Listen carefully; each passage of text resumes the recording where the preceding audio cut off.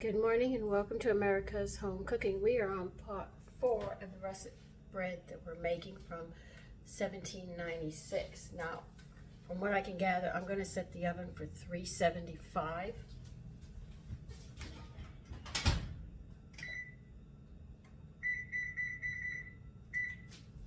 I figured it should cook anywhere.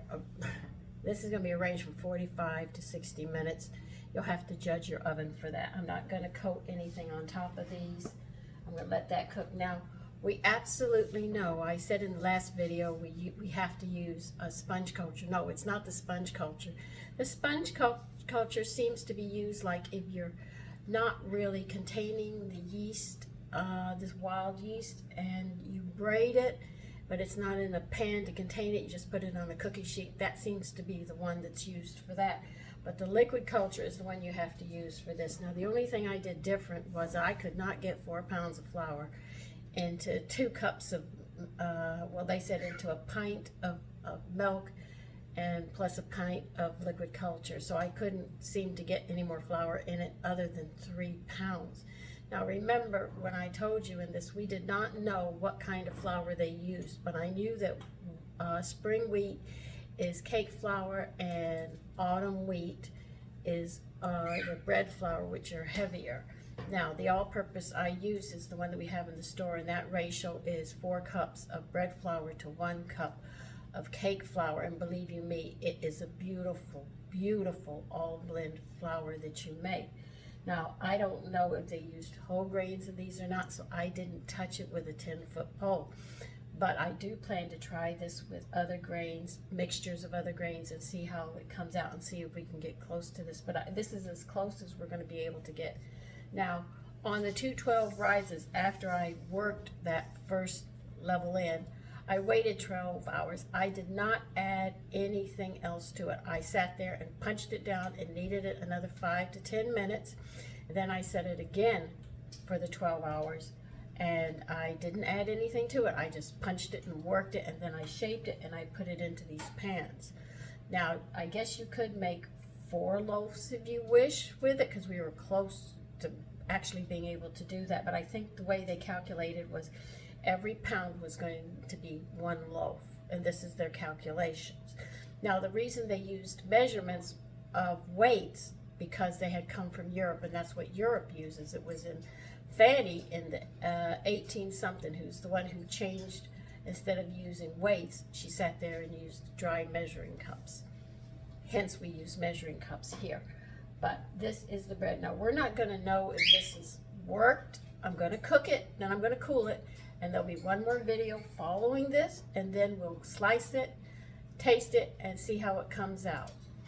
So there, but I did not know if they used whole grains or not in this. I'm just doing what I normally would just make a regular white loaf of bread, but using her ratios and everything. Now remember, the Emptins is the byproduct of beer making, which I did explain to you. I'm talking about this again just in case the people didn't see the first 1 or 2 videos. That is a byproduct. So if you're close to a brewery, you can get that.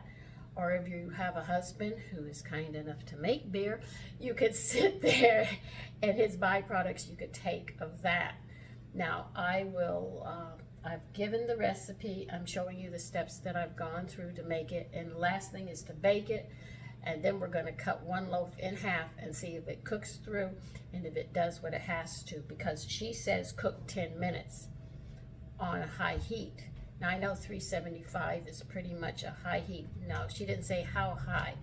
400 could also go, and that could be 30 minutes. But I don't know of any bread that has, and I have, believe you me, being at 70, I have been cooking since I was a little girl, very young. My mother had me crawling on on the chairs at the kitchen table to help learn how to work with breads and stuff, so I'm very, very familiar.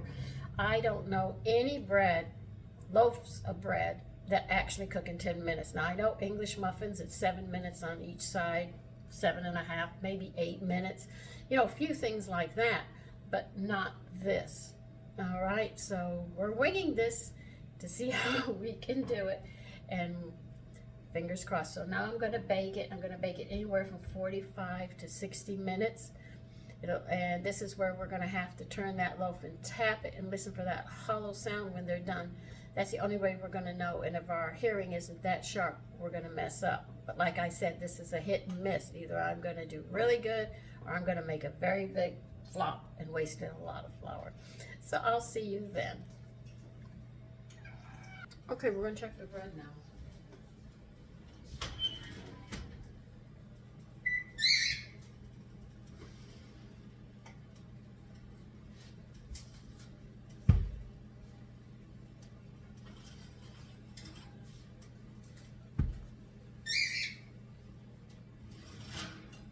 These 45 minutes.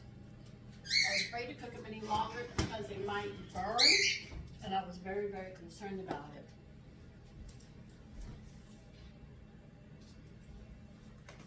A side note, do you know almonds are, it came through reading from the ARE, 3 almonds a day keep cancer away.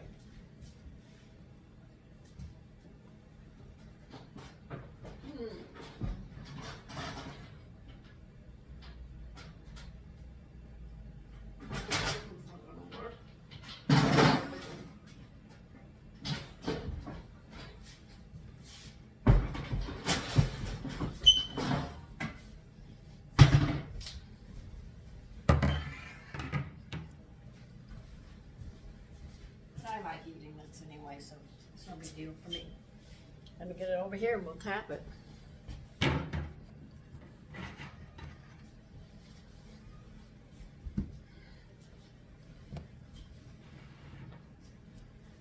I remember, we're going to try this later. See, listen very carefully.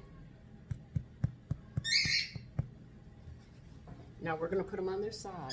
This one almost started burning. So do be careful if you cook it longer than 45 minutes. But we'll find out in about an hour or so. We'll cut one of these and we'll see how it comes out on the inside. See?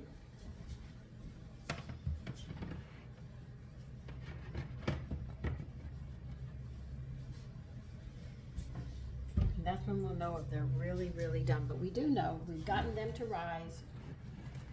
They have a good smell to them. My son was sitting while they were cooking and he said, those really smell good. So I'm going to put you on pause. Should I pause you? No. I'll do another video. You'll see the next step, which I think would be better because that's when we'll cut it.